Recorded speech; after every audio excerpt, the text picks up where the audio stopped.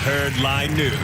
Well, Kevin Durant will be without Kyrie Irving when the Nets season kicks off next week. And while he wishes that Kyrie could be with the team, KD is not angry about the decision his teammate made. What is being mad going to do? We're not going to change his mind, you know what I'm saying? So it's like, we'll let him figure out what he needs to do and the team figure out, what they need to do. And us as players, when we in the locker room, we on the floor, we're going to work with each other. So, life is amazing. So I can't be too mad at somebody making a decision for themselves. That's who am I to get upset at that, So just focus on what we got in this locker room. So I think over time, we're going to start to figure out which guys want to step up and play and fill that void of, those minutes, those shots, those opportunities. I think we'll do it as a collective. He also said, Durant said, that he has not spoken to Kyrie since the Nets announced he will not be with the team until he can be a full-time participant. Now, that was only a couple days ago, though, right? Like, Harden's like, I've not talked to him at all. Kevin Durant saying, I haven't talked since the Nets announced that. That's only like 3 days. Or is that a long time? I mean, that feels like a long time for a situation that, the whole sports world is talking about every day. But I don't know what their relationship is. Maybe that's not how often they talk.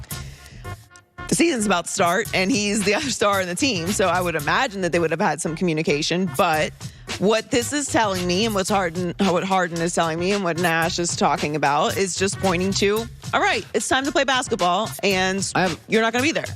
What if you were Brooklyn, and we just said this?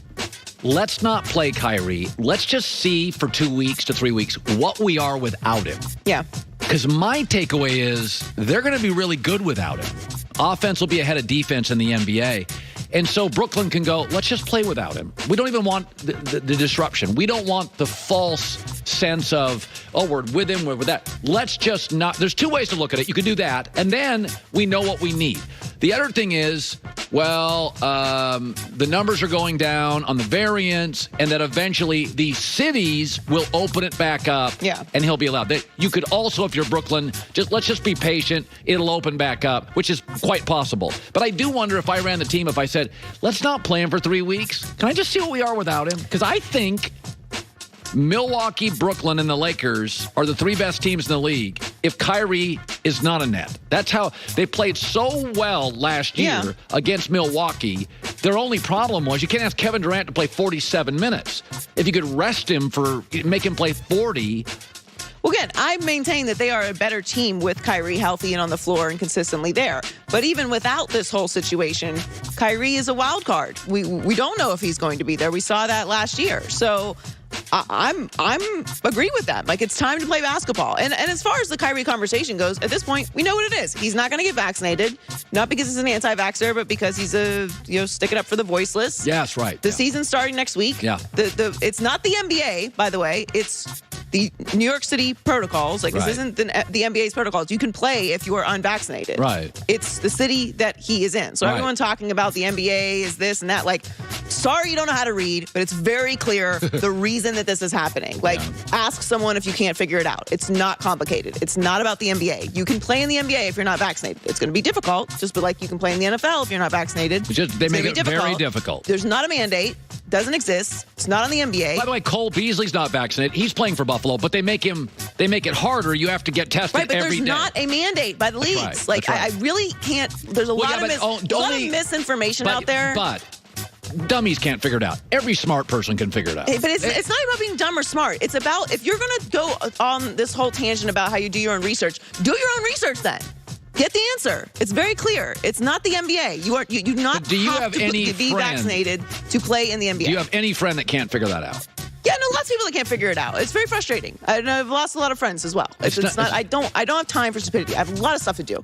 And if you can't read and figure it out, if you can't talk to someone who's an expert and trust what they have to say, I don't know what to tell you. You're living your life in a fantasy world. It's not a mandate by the NBA. It is a New York City mandate, which is the government. They make some decisions for our lives sometimes. That's why we have a government. Yeah. So we don't all just make our own decisions. It's not up to them. It's not up to the NBA. And Kyrie has made his choice, and the Nets are now moving forward, which is why I think that the conversation about Kyrie kind of stops now. He's not going to be available. He can't play for the team because the Nets can't play with the guy that's halfway available. And they're going to move forward and try and win a championship. And I'm cool with the decision all around. Like, you want to decide to not be there, don't be there. So Alabama suffered their first loss in nearly 2 years last weekend. falling to Texas A&M 41-38 on a last-second field goal. And Nick Saban thinks this loss changed the public perception of his team. He said, I feel like in a lot of ways after this past game, we're no longer viewed as an elite team. Oh, boy. So what I'm hopeful of is that our players are going to respond in a way that they go out and play with more consistency.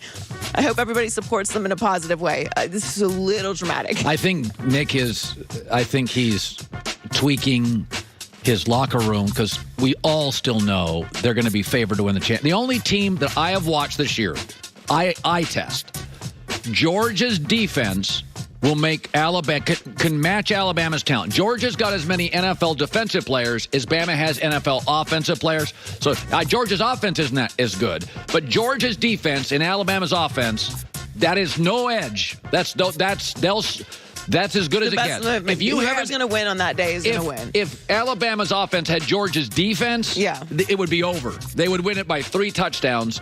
But that is, Alabama's either the first or second best team. By the way, losing on a Saturday night to a really good Texas A&M team. It's kind of a shot at Texas A&M.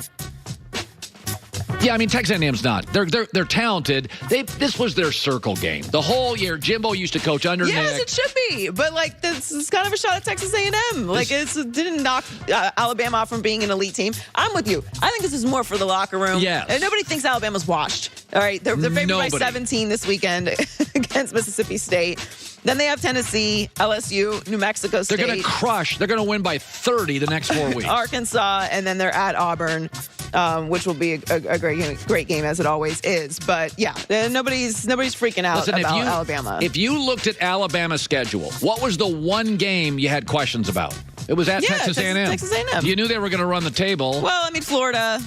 Yeah. No, that's fair. No, you're right. You're right. There were 2 games. That was and then, by the way, Dan Mullen at home. You're right. There were 2 games. They barely won one and they barely lost the other. It's going just as planned. That's fine. So Jalen Hurts struggled early last night before turning things around the second half. He had 2 rushing touchdowns and threw a 2-point conversion during Philly's late rally, but it was too late to get the Eagles win. And Jalen acknowledged he needs to be better going forward. I haven't executed well enough to win, clearly, and I take responsibility for that. I always take responsibility for that because the ball touches my hands every play, and I enjoy that. And we all know it's a team sport.